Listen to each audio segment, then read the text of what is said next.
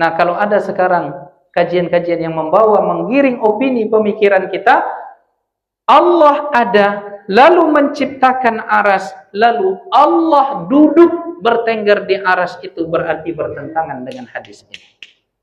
Bertentangan dengan sifat azali.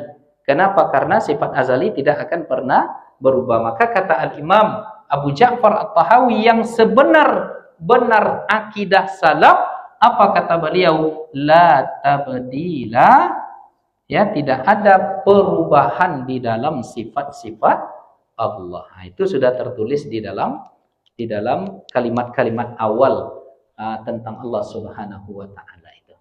Jelas sampai di sini? Nah, jadi sekarang ada pemikiran ya, akidah yang menyimpang.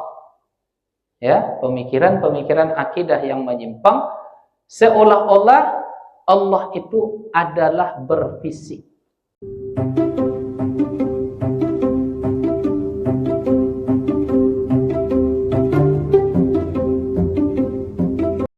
Nah, lalu beralih ke persoalan lain yang mesti kita yakini. Apa kata beliau? Wal arsu, aras, wal kursiyu, kursi, hakun, kedua makhluk yang diciptakan oleh Allah ini hak, fakta yang tak boleh kita tolak. Jadi Allah menciptakan aras, Allah menciptakan kursi. Wasi'a kursiyuhus samawati wal ardh. Makhluk yang bernama kursi ini lebih besar daripada as-samawati wal ardh. Aras juga lebih besar daripada kursi itu. Kedua makhluk raksasa ini adalah ciptaan Allah, hakun, hak, fakta, realita yang tak boleh ditolak.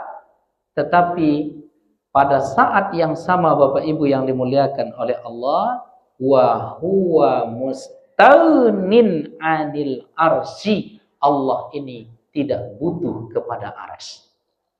Nah, ini kajinya di sini nih Bapak Ibu, karena ada ya pengajian di beberapa tempat sekarang yang menggiring opini dan pemikiran jamaah ketika menyebut aras adalah tempat duduk bagi Allah. Kursi adalah tempat Allah. Atau aras adalah di sanalah Allah bertengger. Innalillahi wa inna ilaihi raji'un. Ini pemikiran kotor yang harus disingkirkan dari pikiran kita. Allah menciptakan aras, Allah menciptakan kursi, Allah tak butuh kepada aras itu. Maka dalam akidah Ahlussunnah wal Jamaah, Allah ada tanpa membutuhkan tempat. Jangan pula disangka Allah ada di mana. Itu akidah Jahmiyah. Akidah Ahlussunnah wal Jamaah, Allah ada namun tak butuh kepada tempat. Nah, tapi bukan pula Allah itu berada di mana-mana. Nah, jadi di sini dikatakan oleh Al-Imam Abu Ja'far At-Tahawi, wa huwa mustaunin 'anil arsy, Allah tidak butuh kepada aras, wa madunahu, dan apa yang di bawahnya. Allah tak butuh kepada aras, Allah tak butuh kepada kursi, Allah tak butuh kepada langit, Allah tak butuh kepada bumi. Bukankah Allah mengatakan ghaniyun 'anil alamin, Allah itu tidak butuh kepada alam. Alam adalah segala sesuatu yang baru. Apa makna segala sesuatu yang baru? Ada permulaan, namun ada akhirnya. Jadi makhluk ini, ya, segala sesuatu, alam itu adalah segala sesuatu yang berubah. Dan setiap yang berubah itu pasti akan habis, pasti akan binasa. Masa Allah Ta'ala butuh kepada sesuatu yang akan habis? Berarti kalau Allah bertengger di aras, nanti di akhirat aras itu akan hancur. Ya, lalu Allah pindah ke mana? Ini pemikiran-pemikiran kotor Bapak Ibu. Ya, hati-hati ini. Ya, hati-hati kita ke akidah-akidah yang seperti ini, keyakinan yang seperti ini. Maka Bapak Ibu ada beberapa langkah. Nah, coba perhatikan, kok kajinya agak borek sedikit. Ya. Yang pertama kaedahnya begini. Allah Ta'ala tidak berujung, tidak berbatas. Tidak dilingkupi oleh suatu apapun. Nah, ini kaedahnya. Kenapa? Karena ada hadis yang mengatakan kanallah wa lam yakun syai'un ghairuhu. Ini yang pertama, langkah yang pertama dalam keyakinan kita. Ya, satu, kanallah wa lam yakun, hadis Nabi, wa lam yakun syai'un ghairuhu. Syai'un ghairuhu. Ya, Allah itu ada, kanallah. Allah itu ada tanpa permulaan. Kan kita sudah bahas di awal pertemuan kitab Aqidah At-Tahawi ini dulu. Awalun bila btida, akhirun bila intiha. Allah itu ada, maha awal, tanpa ada yang mengadakan, tidak ada permulaan, dan juga tidak ada pernah habis, tidak akan pernah mati, tidak akan hayyun la yamut. Allah itu maha hidup, tidak akan pernah hilang, tidak akan pernah binasa. Nah, Allah itu sudah ada, walam yakun syai'un ghairuhu, dan segala sesuatu sebelumnya tidak ada. Belum ada makhluk, belum ada aras, belum ada apapun, Allah sudah ada. Itu yang pertama. Nah, lalu yang kedua, sifat Allah itu azali. Azaliyah. Allah memiliki sifat. Sifat zat dan sifat fi'il. Ya. Sifatnya tadi baik sifat zat, ya, sifat zatnya, atau sifat yang berupa perbuatan Allah Subhanahu wa taala. Nah, sekarang sifat Allah itu, ya, sifat zatnya azali. Azali itu sederhananya Bapak Ibu tidak berubah. Tidak yang disebut dengan sifat azali itu sifat yang tak pernah berubah. Seperti apa dulu, seperti itu juga hari ini. Jelas? Jelas?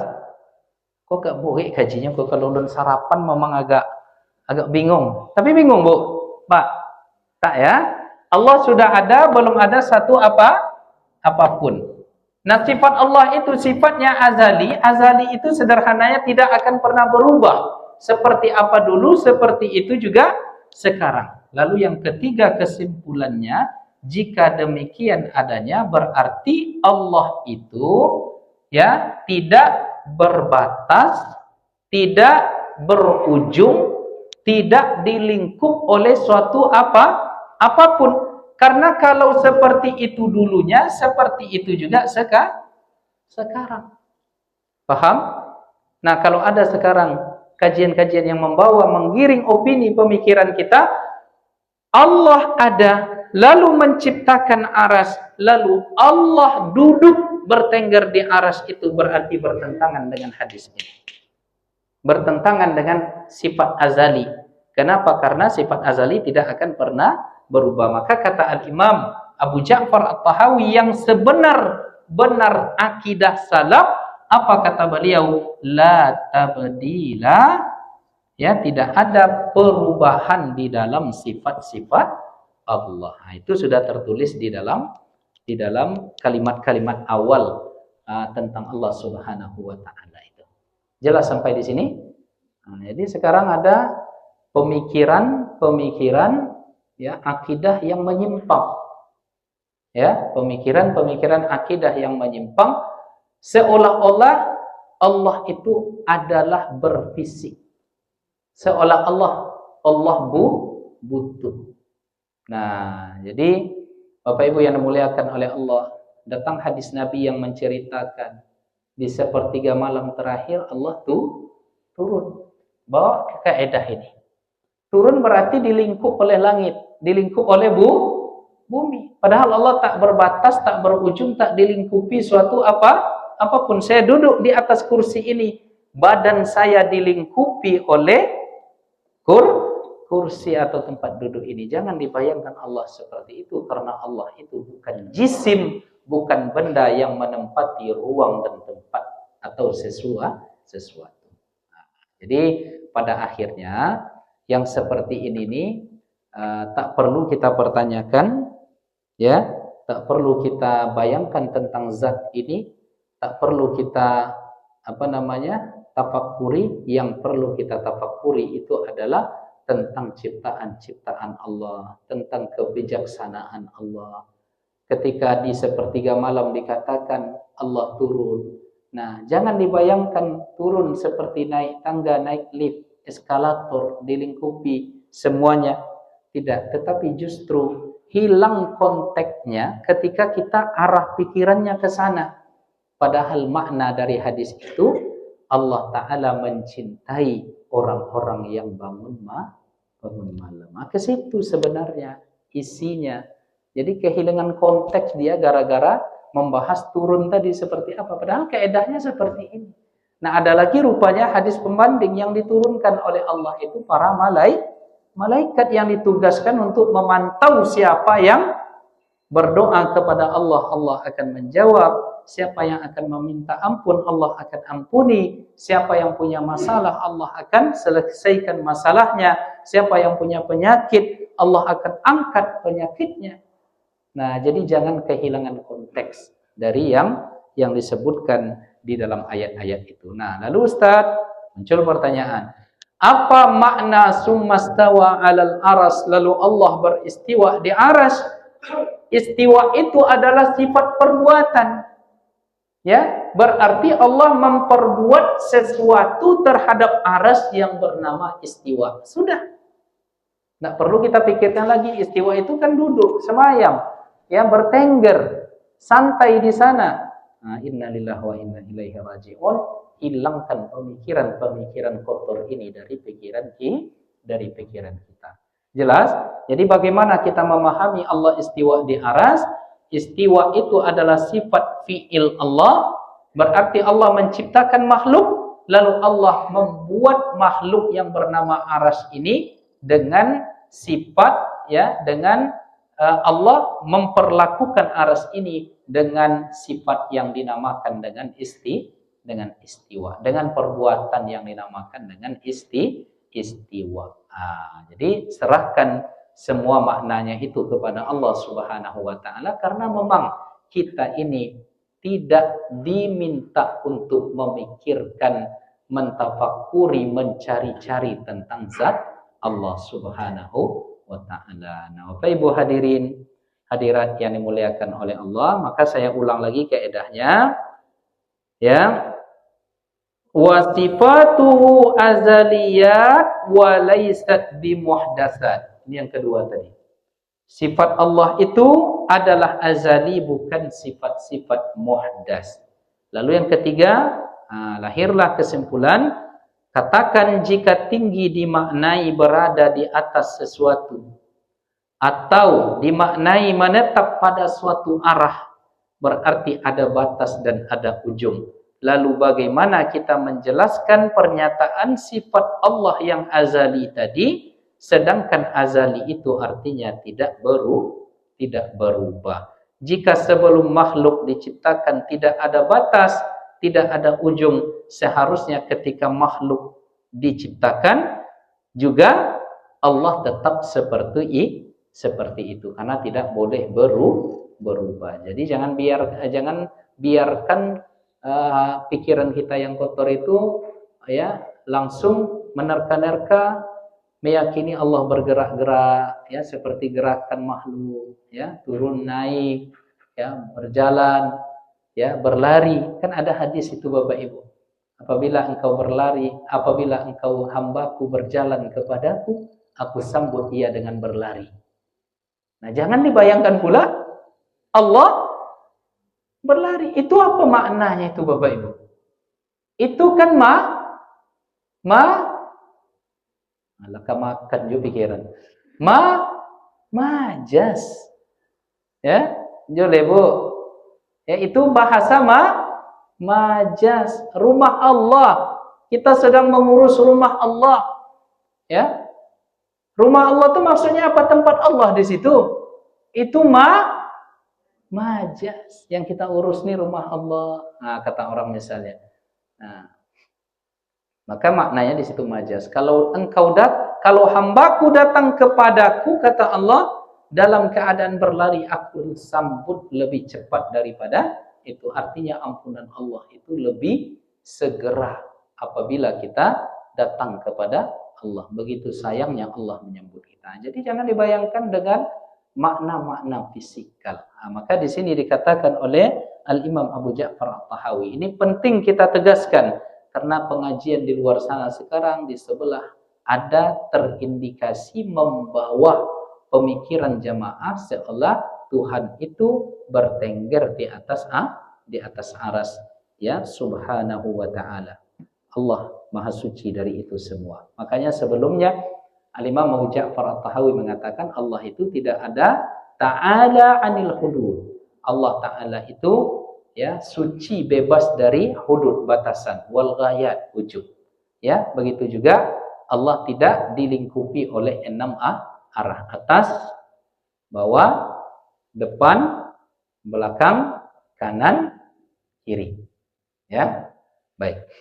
Nah, terakhir Bapak Ibu yang dimuliakan oleh Allah, wa huwa mustaghnin 'anil 'arsy wa ma dunahu. Allah Ta'ala tidak butuh kepada aras, apalagi yang di bawah aras itu, yang sebesar aras saja tidak butuh Allah kepadanya. Begitu juga yang di bawahnya, muhitun bikulli syai'in. Allah memantau segala sesuatunya. Allah maha tahu, ya, sampai Allah tahu dan melihat semut hitam yang kecil di atas batu hitam di tengah gelap gulita malam. Nah, kemudian waqad a'jaza anil ihafati khalqahu. Allah sudah membuat para makhluk ini tidak akan bisa memantau sedetail seperti apa yang Allah lakukan. Maka pada ujungnya sami'na wa ata'na. Kita beriman kepada Allah, kita yakini Allah, maka kita ikat iman itu dengan keindahan pandangan ihsan. Kalau engkau tidak memandang Allah, ya, kalau kau tak bisa melihat Allah, tak perlu, ya. Yang penting itu adalah engkau merasa selalu diperhatikan oleh Allah. Jadi kemanapun kita merasa selalu diperhatikan oleh Allah. Maka kita tidak akan berani bermaksiat, ya, kita tidak akan berani menentang Allah, tidak akan berani melakukan apapun yang pada ujungnya ternyata wail, ternyata kecelakaan, ternyata laknat dari Allah Subhanahu wa ta'ala. Maka terimalah takdir dengan cara 4 yang kita sebutkan tadi. Lalu pahamilah bahwa ketika Allah menciptakan makhluk, Allah tidak butuh kepada makhluk tadi, sesuai dengan kaidah yang lahir dari hadis Nabi Muhammad SAW tadi. Inilah yang bisa kita sampaikan pada pagi ini Bapak Ibu. Mudah-mudahan bisa menambah ilmu kita, mengokohkan iman kita, dan menggerakkan kita untuk beramal, dan kita perindah amal kita tadi dengan aspek ihsan atau tasawuf, rasa bertuhan. Mudah-mudahan bermanfaat. Bapak Ibu yang dimuliakan oleh Allah, sebelum kita tutup, barangkali ada pertanyaan, kami persilahkan dengan segala hormat.